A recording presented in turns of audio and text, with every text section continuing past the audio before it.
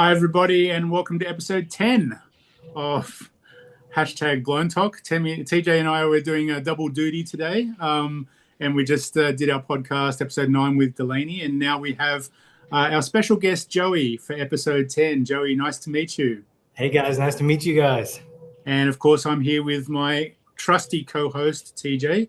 How you doing? Hey, I'm good.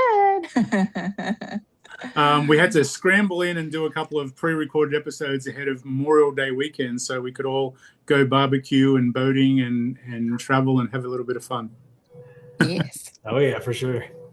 So, Joey, I was, talking to you obviously on TikTok Messenger, and thank you so much for supporting the podcast and wanting to be a guest on it and have an opportunity to tell your story. I think it's really important. And you are the first male guest that we've had. So I've been outnumbered the last few episodes. Yeah. So it's nice to get another male on. I feel like I'm on The View, but an outsider. I got your back, Murray. I got your back. Yeah, good job. So tell us a little bit about, we always kind of start at the diagnosis.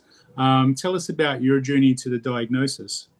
So I can't remember like an exact moment when I realized that I had bad vision.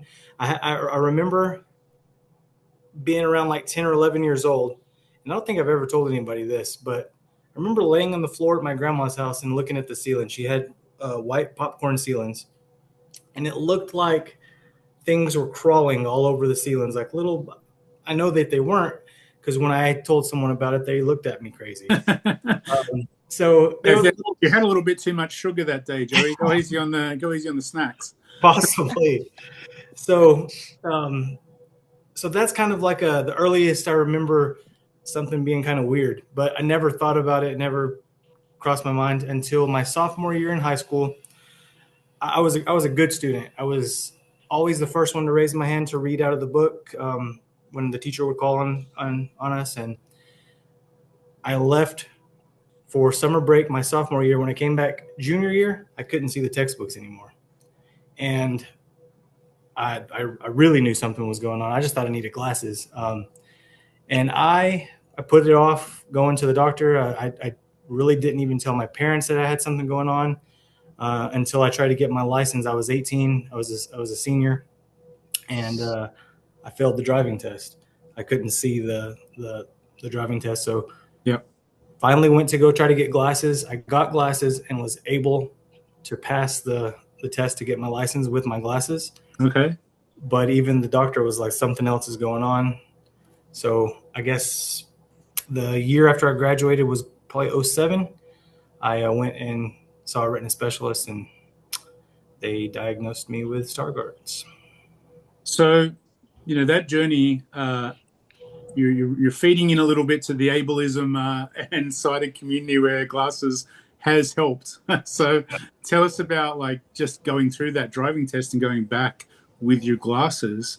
Like, did you feel like everything was going to be okay, or were you still concerned that there might be something else going on? I was definitely concerned because so when you take the test, you have to read the chart. Yeah. And I can't remember what the line is that you have to read with the corrective lenses to still get your license. Yeah. And that very last line, even with my glasses, I still missed one of the letters. Mm-hmm. And it was an E or an A or something like that. And I remember the lady that was conducting the test, she said, try again. And I said another letter, and I got it right. Yeah. So it passed me. But I knew with glasses, I should be able to read all this, and I couldn't. Yeah. So then how far after that did you go back and get diagnosed at the retina specialist? It was probably maybe a year after that, okay. Around a year. And did you see any significant loss of central vision during that year? I don't think so. No, I mean, I don't recall, but I don't think so. And you have a brother who has the same condition, right? Mm-hmm. Yep. And older, younger?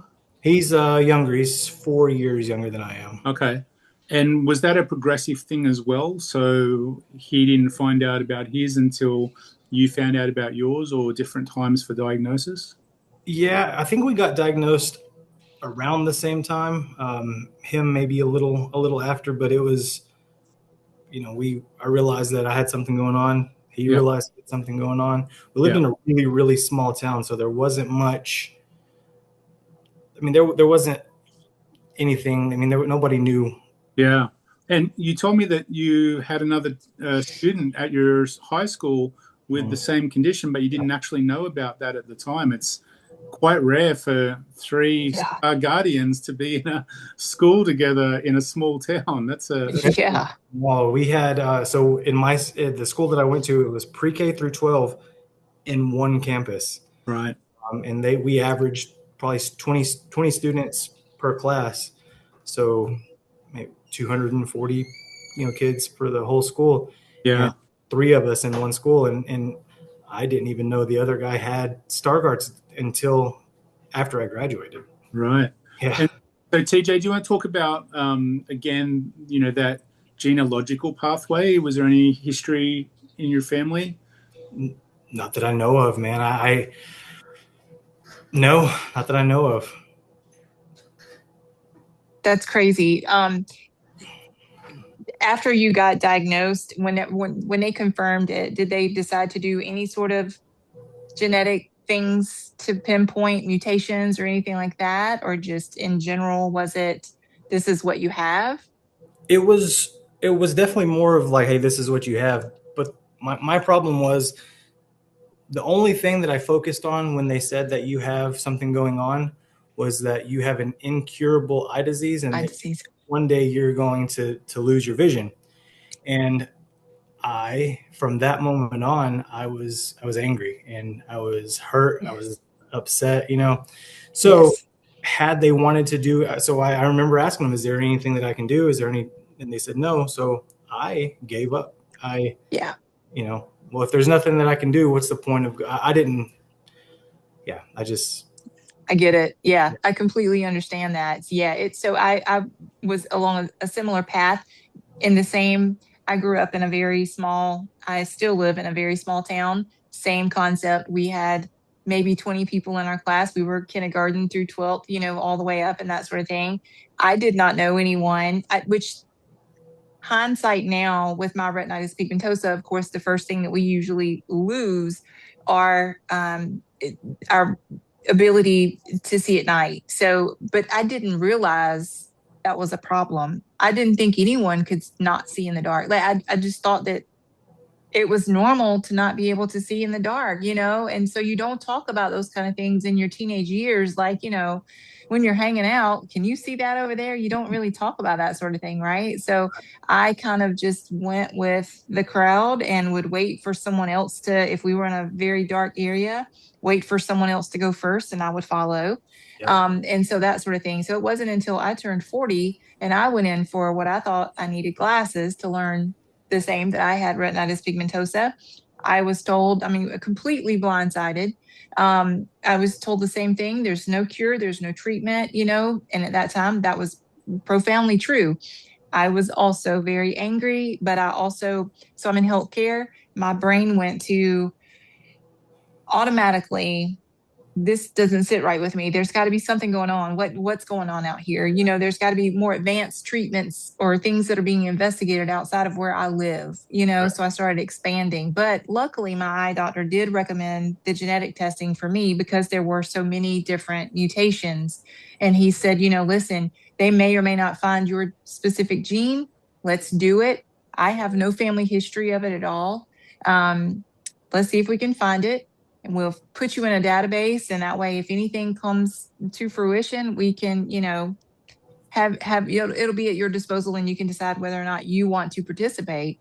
But I too was like, there's no need to continue to go to eye doctor appointments, like what are they going to do for me? What can they do? And then it didn't take long for me to realize I was having another problem, and it prompted me to go back. And I'm glad that I did, because I have a cornea issue on the front part of my eye that is perfectly treatable. Had I let it go on without going to seek treatment for it, it could have gone too far. And so that's the importance I know now. But my younger self, I didn't think there was any importance of doing that. I get it. So, Joey, like obviously angry, frustrated, you get a diagnosis with no cure, and you're told you're going to go completely blind. It's a lot for a kid to take in, and deal with. What happened next? So of course I was very upset, and I even with the doctor, I can't remember his name, but very nice guy. I mean, he was trying to explain what was going on. I wouldn't hear it. I was even mad at him. How is this guy telling me that there's nothing that they can do? So I just decided that if there's nothing that they can do, I'm just gonna keep doing. And I did. I had my license, so I just continued doing the best that I could. With what I had. I had a friend, my very best friend now, going on 25 years. Just my best friend. One of the first times I ever went to his house, he had one of the giant big screen TVs. I'm sure you remember they had it was massive. Yeah. I walked into his living room and he wanted to play some video games, and I asked him, "Do you mind if we move the couch up?" And he looked at me kind of crazy and said, "Look how big the TV is, I said, "Well, I can't see it that well." He was very cool. We moved the couch up, and that's just what we did from then on. And so I just adapted to the best of my ability. And I think, like the social circumstances of that are really impactful. And, having been in the blind community all my life, I just hear and see things that amaze me.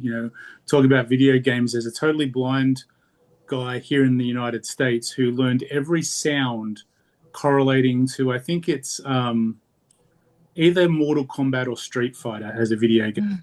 And he could tell instantly and play as the character that he chose every movement that would happen when he heard a noise. Wow. And just, we talk about memorization all the time for blindness, but he really wanted to play video games, and this is the way that he went about it and was able to do really well, played in tournaments and beat a lot of people, and wow. People were just amazed at this. But it just goes to show, that when we get diagnosed and we get told something, our first reaction really takes over, right?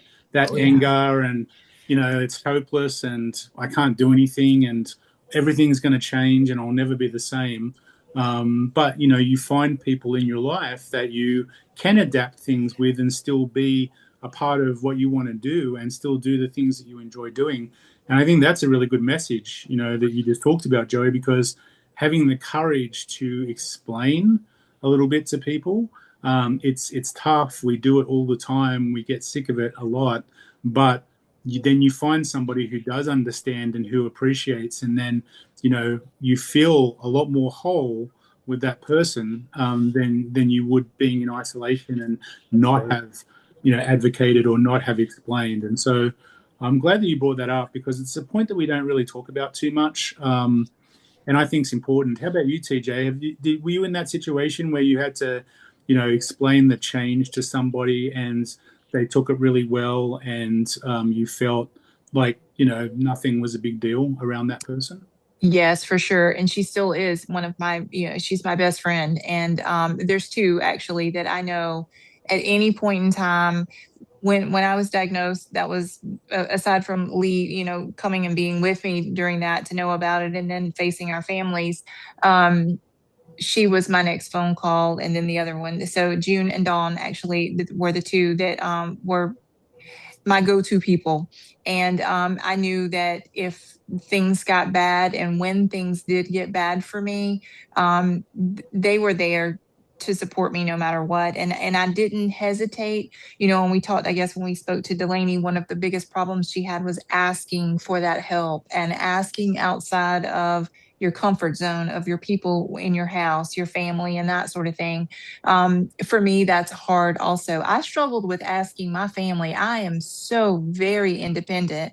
I don't want anything. I will pick up if that refrigerator, if you tell me that you can't do that refrigerator, move that refrigerator today, and I want it moved, I'm gonna do it. So I'm so, Yeah, you're right, Joey. Doesn't it sound very familiar?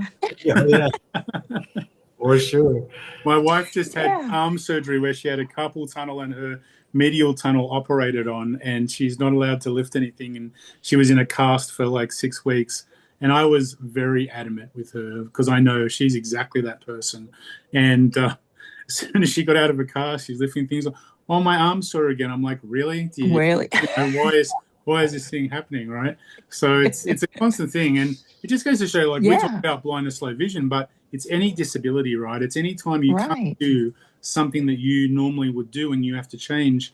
And I think Mhm. the statistic was 60 to 80% of people will have some form of disability in their lives, and that's profound, right? It's like sometimes Yes. we just think it's us, right? And that's okay because you deal with that in the way that you have to process it individually. But Joey, talk to me about that transition. You found a friend to play games with. You started to understand what your vision was a little bit better.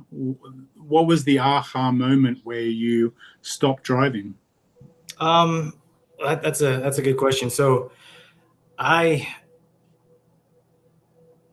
when I first got the diagnosis, and that was another thing too that was upsetting. I had one of the nurses. She was one of the nurses there. She said, even though you have your license, you shouldn't drive. And I was thinking, why? I have my license. And she said, think about it. If something happens, that you can't see, like. But again, I was young. I was upset. I didn't listen to. I didn't heed her warnings and stuff. So I continued to drive from. So I was 18 when I got my license. I drove until I was, I guess, a year and a half ago.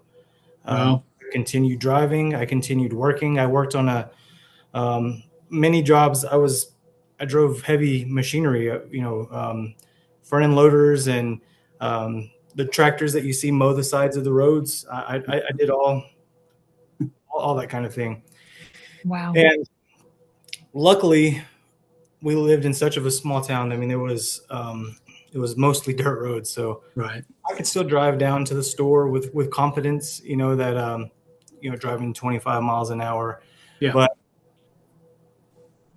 I've got a son. He's 10, and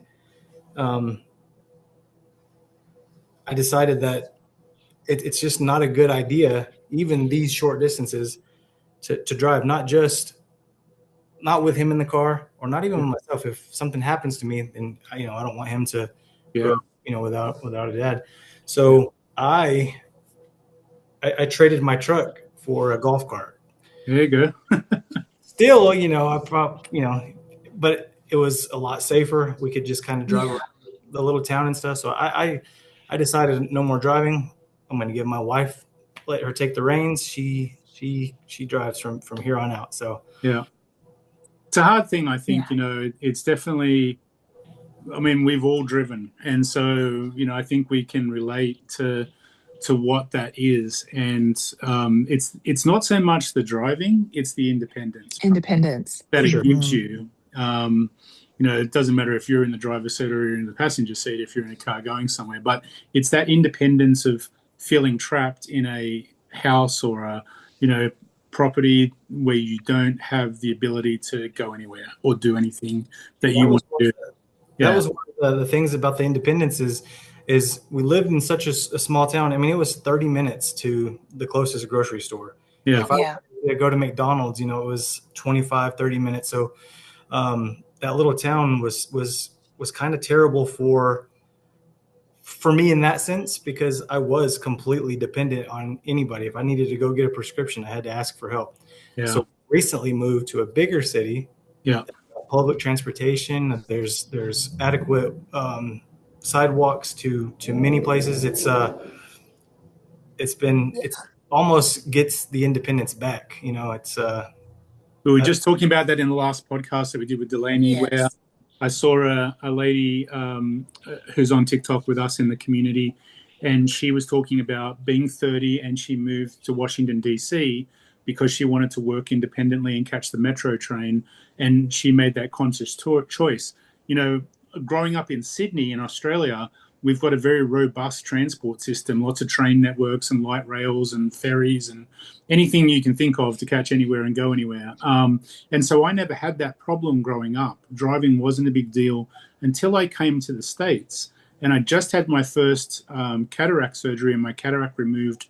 And I had quite a bit of, useful vision back where I could pass the drive test and drive. And so I drove in Seattle for like 5 years. And but then, I noticed we went back to Australia in 2010, and I didn't drive there because my good eye is my right eye, and that's the wrong side of the car to measure across the car. So then I'm sitting on the other side in the American passenger seat, and my bad eye is my left eye, and I really found it difficult to judge across the car, where I sat on the other side and I could judge quite well across the car the other way in America. But I felt like that as well, but still had a good transport system. So it wasn't too bad because I just catch the train to work and catch the train back home, and whatever, I could go anywhere I wanted. But here in the States, in isolation, in small towns, transport is horrific. And everyone's like, well, just catch paratransport. But, nobody wants to kind of deal with that and have what the stigma is of it. And I think it's like using your cane, right? I guess. And so a lot of people don't want to do that. So I just think it's an interesting topic that maybe transport on the whole in the United States we need to talk more about, to talk about that loss of independence that happens.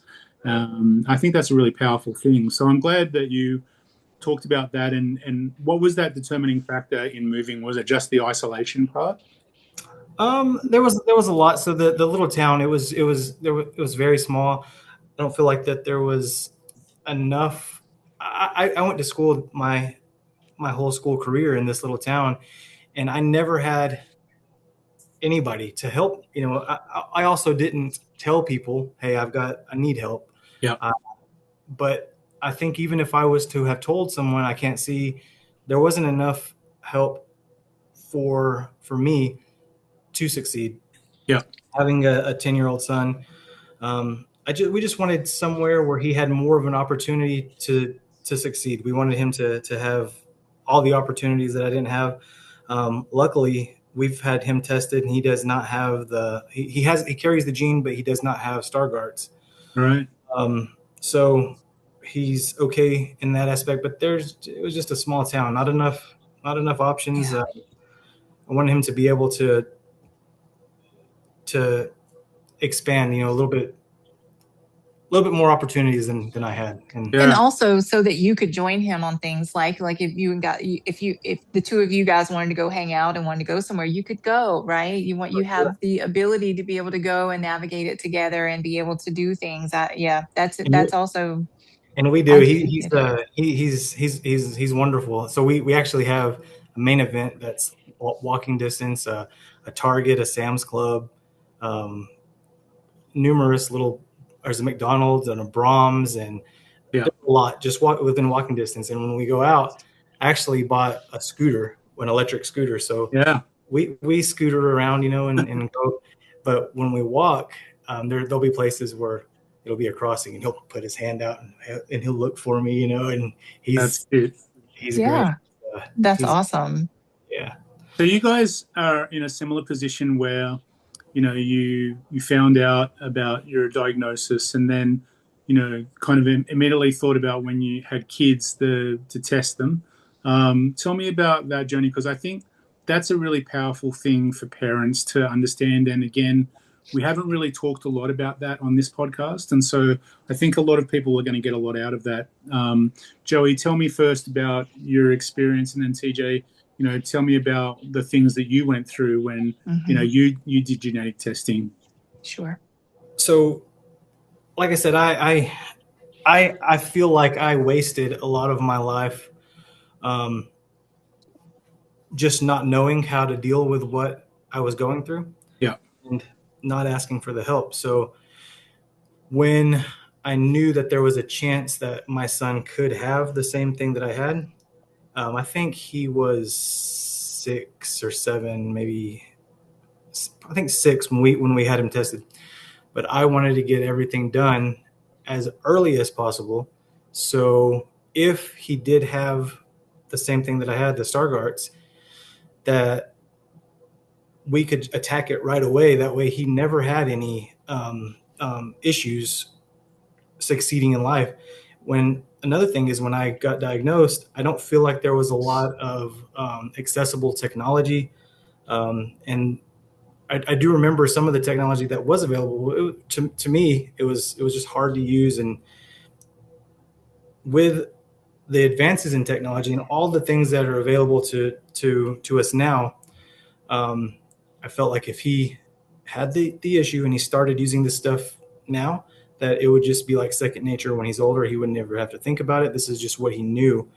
And I wanted to just to get ahead of it and Right. sure that it was, Exactly. I was along the same, excuse me, I was along the same lines. I wanted to be able to know, for one, even though I was later in life being diagnosed, there were clear signs, early on that had I been diagnosed earlier, I feel like my path would have been a little bit different. Not necessarily that my vision would have gone any differently as far as the deterioration, just because of my mutation that I have. It's classic to remain kind of dormant for a while. And then once they see it and pick it up, it's a rapid progression for a while before it kind of peaks and slows down.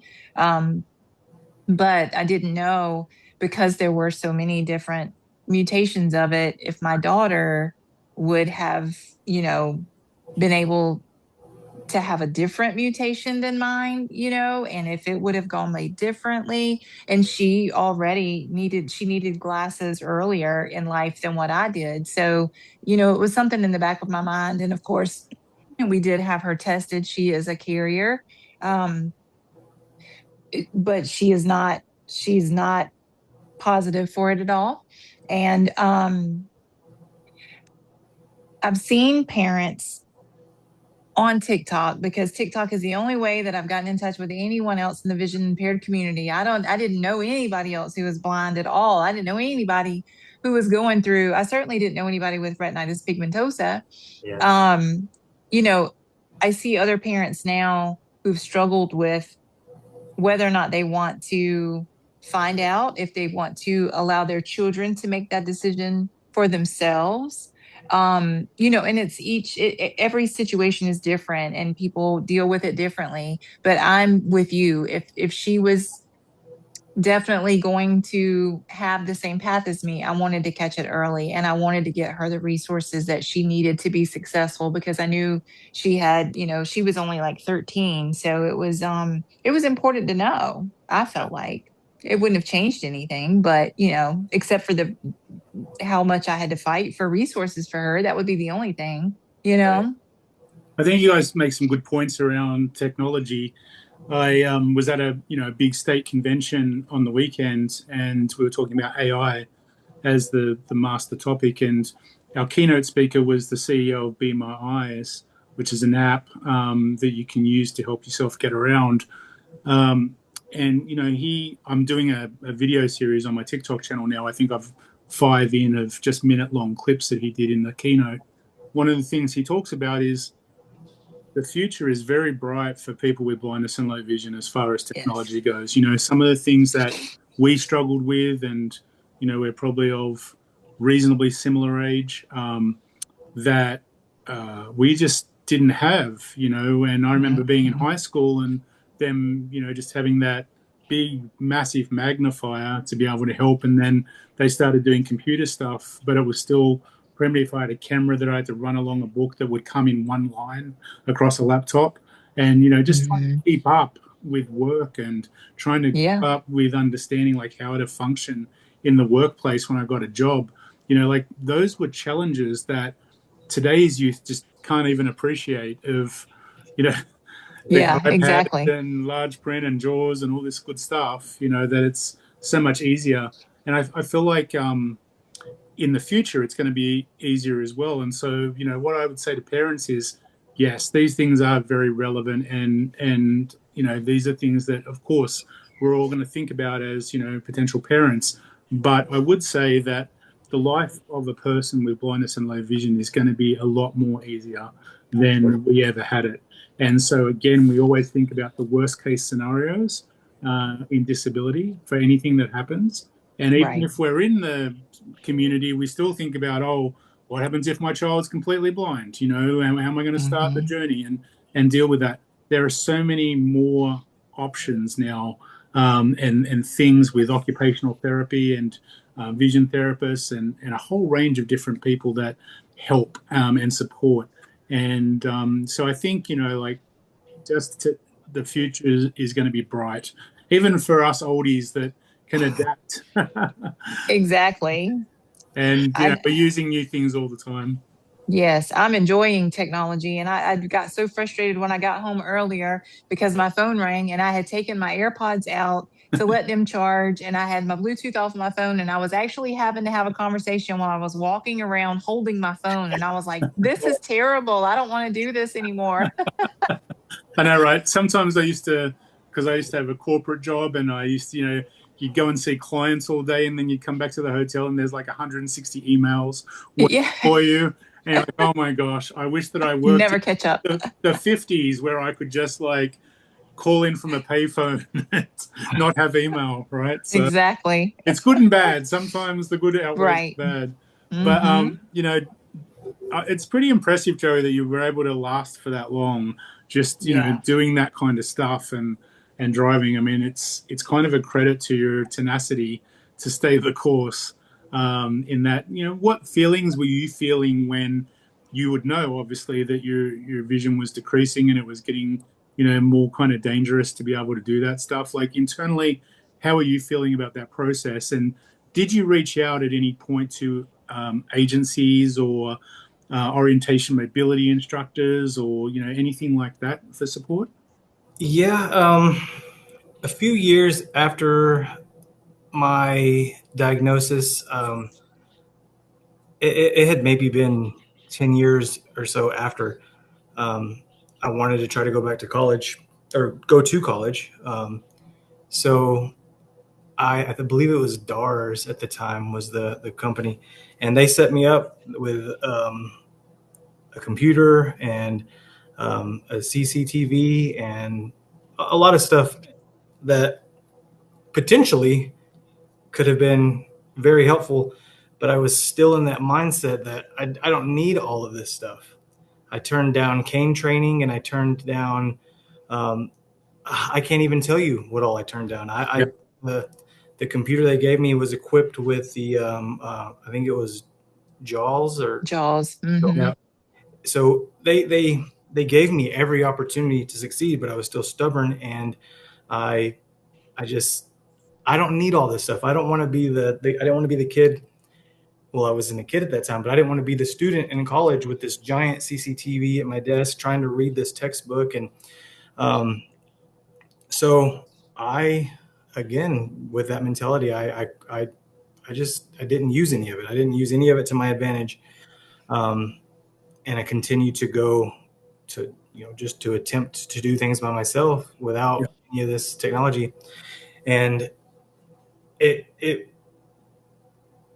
kind of weird because as my vision got worse, the easier life got, if that makes any sense. I became more open to the fact that I am losing my vision, and there's absolutely nothing that I can do about it.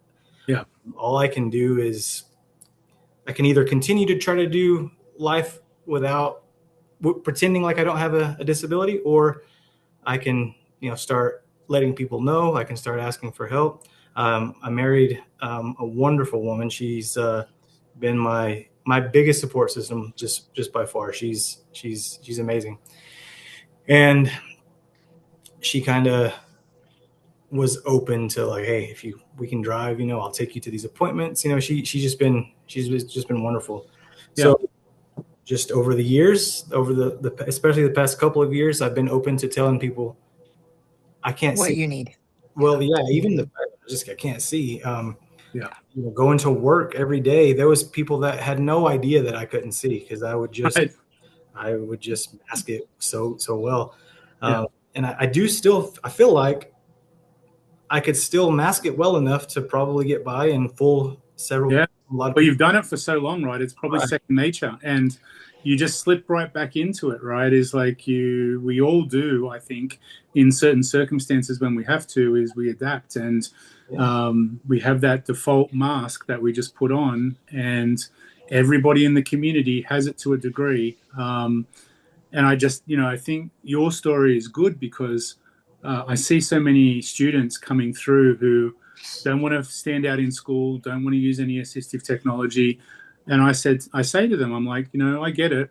I said, I had 1% vision before my cataract surgery and when it's nearly completely blind and I didn't want to use a cane. And then I had an aha moment. I'm like, you're an idiot, and so it's that coming to Jesus moment where you think, okay, well, you can fool some of the people some of the time, but you can't fool yourself all the time. And Exactly. your journey is a powerful story to that, right? Because you faked it till you made it a long time, but now, in your words, you feel better about just kind of not giving up, but like being honest, about what it is and allowing people to help you. I have a good friend in Australia who just lost nearly all his vision, is now pretty much completely blind, and he only had a little bit of vision his whole life, but we use it, right? We use our functional vision to the utmost, more than it probably should be used, and we rely on it. And so he thinks he's a complete burden to everybody now. And I say, like, I get it that you feel like that, but you've helped people all your life, and now people want to help you. People are your friends. They care about you, and I think he can't accept that because he's still dealing with what happened. And What happened? I'm sure you went through a stage like that too. Is like, well, you don't know how to really deal with it, so you don't really want anybody else to deal with it, right? Right. And that's powerful, man. I just, I love the realism of this podcast because it talks about the real issues that everybody is dealing with, and everybody is dealing with that to a degree. No matter if you have a couple of percent vision or you have a degenerative eye condition like Stargardt's or retinitis pigmentosa, everybody is dealing in that situation. And I think your story is a good one. Tell me some of the things that have really lifted the burden on you to come to terms with it. Just telling people that I have an issue. It's almost one of the first things that I tell new people. It's, hey, I'm Joey. I'm also blind. It's like it's almost the first thing that I tell people. If there's ever a situation where I'm put into where I have to do something, I say, hey, it may take me a little bit longer to figure it out because I can't see everything, but I can get it done. Yeah. You got to be patient. I have to. I let people know right away. I just started going to a church here. Yeah. In our new town, and they have a ministry. It's beds for kids, and what they do is they build the beds from scratch, and then assemble the beds, and then deliver the beds to the community to kids that need beds. Yeah. And I joined the ministry, and I've been building the beds. Yeah. And some of the guys that are there, they were so fascinated because some of they say some of the beds that I put together are better than some of the beds people that can see, because Right. I feel, I've got a keen sense of feeling. And I was very open when I went in, and I said, it is going to take me a while to figure it out, but I will figure it out. I can't see. So, Right. I feel like I saw your video where you were I think you just moved into your new house or your new apartment, and you were putting some pictures up, and you hung the television, and you're walking around and you're talking about it. And I love that because, to your point, even though now, you've kind of come to terms with it more and you're, admitting there's going to be challenges, that doesn't mean that you still can't do it. sure. Yeah. And I feel like that's really important. We live in such a world where everybody's so impatient and everyone wants to do something right now. And it's like, okay, let's just take a step back and figure out how we can do this, right? You don't have to just be useless or dormant if Right. you're blind or low vision. You can do what you used to do, or what you want to do if you're blind, and you always have been, but you might need to do it a different way, or you might need to take a little bit more time, but that doesn't mean you can't do it. So I love that video that you talked about. I think videos like that are really empowering because, you know, DIY is a big thing now and everybody wants to do something. I saw a video where someone was painting cinder blocks and then putting shelves and painting the shelves. And I said to my wife yesterday, I'm like, we should do this. This looks really cool. And she's like, oh, let's just go out and buy something. I'm like, let's not. I'm like, you're going to go spend $1,000 on a bookshelf when we can just make it. And it could be so much fun that we could do by ourselves. And so it's just, you know, like I feel like everybody's facing that in their family environment where, you know, you're still doing the things that make you kind of feel like you're useful, and that's really important.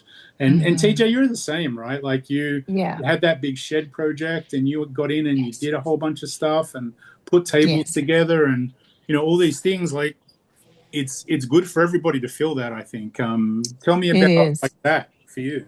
Yeah. So for me, I love doing things like that, these projects, and it was a big undertaking that we did with this new shed being built and all the things that went along with that. But we knew that on the inside of it, we wanted to do what we wanted to do in it, and we didn't want to have to pay anyone else to come and do it. We wanted to do it, and so we have. And so Lee and I tackled putting the walls up. The only thing that we had someone else come and do was to blow the insulation in there. So we put the walls up.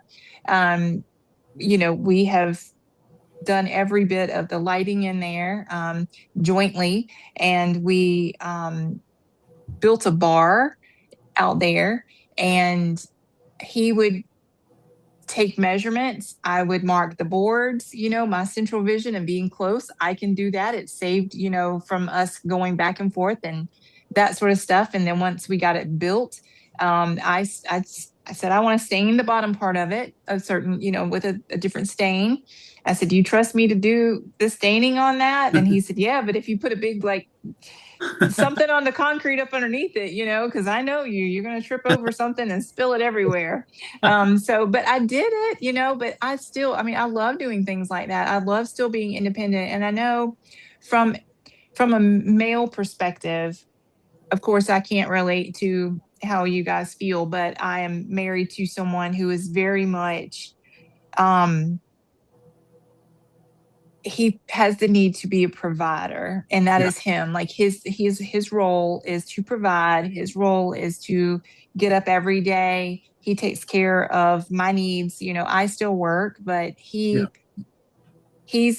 that's just what you men do, right? Like that's just how it's supposed to happen, right? And so 3 weeks ago he had a stroke, and it really knocked the wind out of his sail, and he didn't know how to deal with it. He lost vision in his left eye.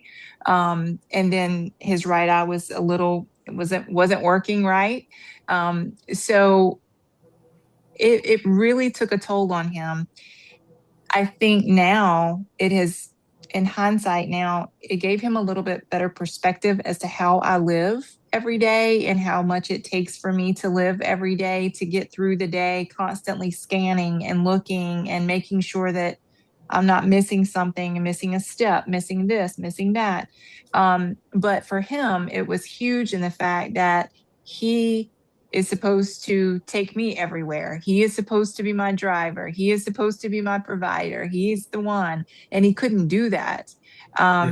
You know, and it really, really took a toll on him. So I know for you men, sometimes it hits your egos a little bit harder than it does us females, but it hits ours pretty hard too. Cause like I said, I'm really independent.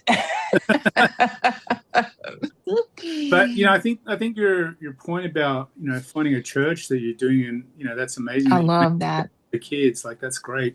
But like the journey in faith is also important, right? And if you believe or you don't believe, that's totally up to you, right? Everyone's an individual. But I believe that my vision loss is made so I can help people. You know, I have always been an advocate, and I've always been someone who drives programs and does training and, you know, educate around blindness. And that's what I'm meant to do, right? We all have some sort of journey in life. And I think however you have faith, whether it's your self-belief or your belief in God or you go to church or whatever that looks like, the important thing is that you trust that journey. You know, I see so many people, why did it happen to me? Like, why am I getting, you know, this happening? And it's like, okay, you just haven't come to terms with what it is that you need to do yet. And I remember, you know, talking to TJ the first time, only a few months ago, really. It's all gone so quickly. But, I know. you know, and just saying, hey, you know, like there's a purpose for you and this why this has happened to you, and you're going to be able to help people. And that's why we do the podcast, you know, because we both feel like that's a way that we can build our community. And honestly, the TikTok community in the last 6 months has just, man, it is blowing up. Yeah. And, you know, I know that you've spent some time off at Joey, and I don't know how involved you are day to day, but like there's so many projects that people want to do, and, you know, so much interaction with people who post now. And, you know, we're going to start doing more lives together and do lives and build our community even more. And it's so exciting, like, to be able to just bring everybody together and to feel part of something, you know. And we don't know each other, you know, we've never met each other in person, but we relate, right? We can bond over our own common challenges and things that I think are really therapeutic. Every time I do this podcast, it feels like a therapy session in a way. It does. I agree. I said the same thing. I tell people that all the time. I'm like, y'all have no idea how much this has helped me, you know, to just talk about things and to feel relatable to somebody, if somebody else knows exactly how I feel, you know. And it's setting an example for others too, that it's okay to talk about it, because I was just like Joey, I was faking it for a long time. Yeah. And that was one of the you asked earlier about how I like learned to be open about it. Yeah. TikTok was huge, because I don't even remember how I came onto it. I came onto one of the creators' pages, and I can't even remember what the video was about or what, but they were talking about vision loss. Yeah. I've been on TikTok for a while, and, you know, watching. You've never seen anybody. Yeah. Yeah, right. Watching my cooking videos and all the things. But this particular video came up one day, and I'm watching it, and I'm like, oh, well, let me type in Stargardt's disease. So right. Stargardt's disease. Boom. All these people, and I started seeing some amazing people doing amazing things, and made me, you know, maybe I can make some videos telling my story, and just telling, you know, just from TikTok, people telling their stories, and not just telling their stories, but living their life, knowing that they have these issues. It's been liberating. It's TikTok is it's amazing. It's wonderful. Yeah, it is. And especially growing up without any kind of resource, without any kind of community. Right. Now all of a sudden, it's just, and it's amazing. That's what I'm so pleased about. You know, I've always had. I started playing goalball and cricket, blind cricket in Australia at 15. And before that, you know, I had summer camps and things like that. So I always had a blind community, but I see you guys who have just, you know, recently lost vision or come to terms with it. And I just think, man, this is so powerful, you know, and I kind of took it for granted a lot. And of course I had my work life and corporate life and things outside of the blind community, but I was always there. I could always go play goalball or cricket or meet my friends who with our blindness and talk about stuff. And, you know, we just knew each other really well.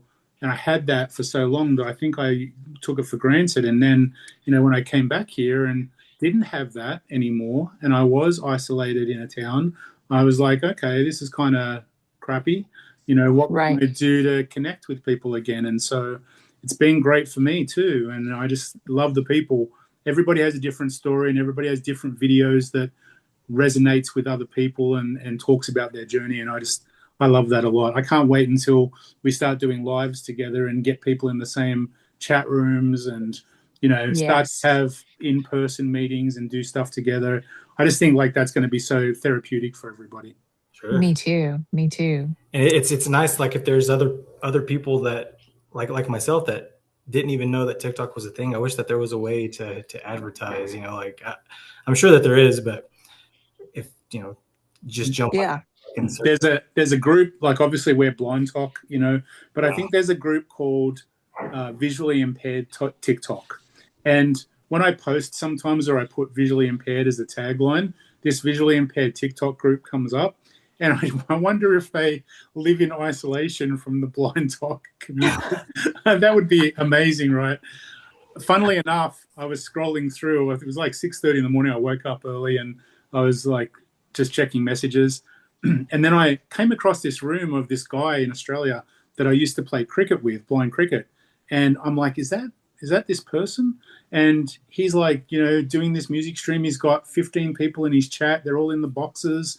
And it's all the blind community in Australia that I never even knew existed. And I'm like, this is what I want to have happen here. Oh, wow. And they were playing their music and chatting and laughing. And like, it just brought back to me the sense of community that is still in front of us and the level of community that's still in front of us. So I'm excited about that. No kidding. That's awesome. Yeah. And you meet people that I've met pit masters, and I've met gardeners, and I've met chefs and painters, and I mean yeah. I know blind lawyers. I know psychologists. I know lots of people in professional things. But yeah, they're all over. Everyone's doing everything. It's amazing. Hey, it is. What else, Joey? What else would you like to kind of talk about and, I guess finish off the podcast with any messages or any thoughts about anything specific that you think might resonate with the community? I don't know about anything like specific, but if there's somebody that's younger, or not even younger, but somebody that's just been diagnosed, the main thing that I would tell them would be to just accept it and just be open to letting people be around you that accepts that you have a vision problem, or not just a vision problem, but a disability in general. Just talking about all the TikTok things. I mean, you can literally do anything. I mean, like I said, the gardeners and the painters and lawyers and psychologists, literally you can do anything, and not just a vision, with a vision problem, any disability, anybody can do literally anything. Yeah. My brother has he has Stargardt's as well. And he's doing amazing. He's married. He's got 2 kids. He just last year bought a 45-acre farm. He drives all the tractors. He does the mechanic work. He's pretty amazing. And he's not part of the blind talk community. He's not part of it. He was the same thing as I. He didn't tell anybody. He just masked it. And he's done it so well that he's kind of grown this amazing life, and kind of in a way, a role model. But I wish that he was more open to. Yeah.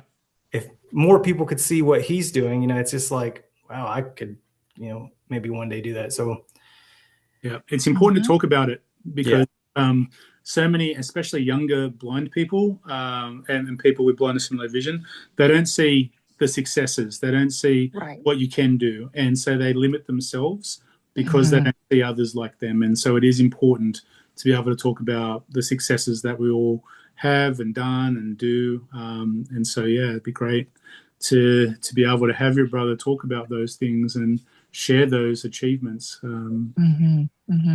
45 acres is a lot of property, my friend. Yeah. That's a long way to drive your tractor around. Tractor. He's built golf carts, from the frame up, and go-karts and just different things. And like I said, it's pretty amazing to know that he's got this eye condition. There's no way that you would know. Literally, the only thing that he can't drive. That's kind of same boat. And you never get that time back, right, Joey? So like that's the point to supplement to what you just said is like, 20, 25 years, whatever it was since your diagnosis that you just tucked it away, you're never going to get that time back. And so you're going to have life regrets that you wish that you had been open about things and come to terms with it and done different things, and you're never going to have that opportunity to go back and do those things. And so don't have regrets in life. Like, that's a big thing, wouldn't you say? Oh yeah, absolutely. Yeah. But we're really pleased that you found a really good partner, and you have moved to somewhere where you can be independent again. And like, I think that story of just adapting again, we constantly adapt all the time. And this is a really good reinforcement of things that you can do and you can be in power of, to put yourself in a position to have a better life and a better lifestyle. So yeah, congratulations on coming to terms with it and adjusting and doing the things that are going to make you happy. Because at the end of the day, life is too short to go through it angry and sad. Yeah.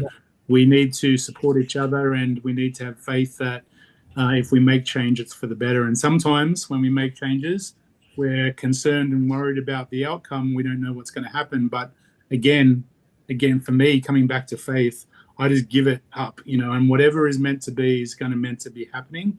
And I can't control that. Sometimes when we moved back to Australia, I didn't have a job. When we moved back here, I didn't have a job, and everything worked out fantastically. And sometimes you just got to have faith that if you're called to do something and you really believe in doing something, that it's going to work out. Exactly. Yeah. Everybody has a purpose, whether you understand what it is in the moment eventually. Right. Yeah. Absolutely. No, it's a great message. Any last comments, my friend? I don't think so, man. All right. Well, promote your channel for us. Tell us where we can find you. What's your name on TikTok? It's the Blurry Dad Diaries. Love it. So Blurry Dad Diaries, go and check out his home improvement video. Tell me what you think. It's a great video to go look at, and some of your other content's fantastic as well. And so we really appreciate you, Joey, being on the podcast. And I am very thankful to have a man with me after so many women who were fantastic, by the way. I don't want the Allisons and the Jessies to be coming after me. But they will. There's already a battle or something brewing, right? I have an update. I have an update about the battle. Uh-oh. I think the battle is going to happen on Friday night next week. Uh-oh. And so I have spoken to HE Double Hockey Sticks and Blueberry, as they affectionately call each other. And they will be ready to battle next Friday, is what I believe. So more to come on that countdown, but that will be something that everybody wants to see, I'm sure. Yes. I think that could be almost a pay-per-view kind of thing at this point. That's right. I know. It's definitely going to be better than the 17 seconds that Ronda Rousey beat the heck out of. Well, Joey, thank you so much. Really appreciate you being on with us, and we enjoyed it. Yeah, glad to make you part of our community, and please go and follow Joey. Great. All right, we're going to take a bit of a break over I was going to say Thanksgiving. Jeez. I'm in the. I wish. No, you don't. You miss out on the whole summer. Well, I guess. Memorial Day weekend. Yes. Hope you all have a great Memorial Day weekend, and you enjoy the podcast over the weekend if you get a chance to listen to them. And then we'll be back the following week with more surprises. TJ, say goodbye. Bye, you guys. Have a great, fantastic weekend. Joey, say goodbye. See you guys. All right. For you, Jesse. Bye. She's a mess.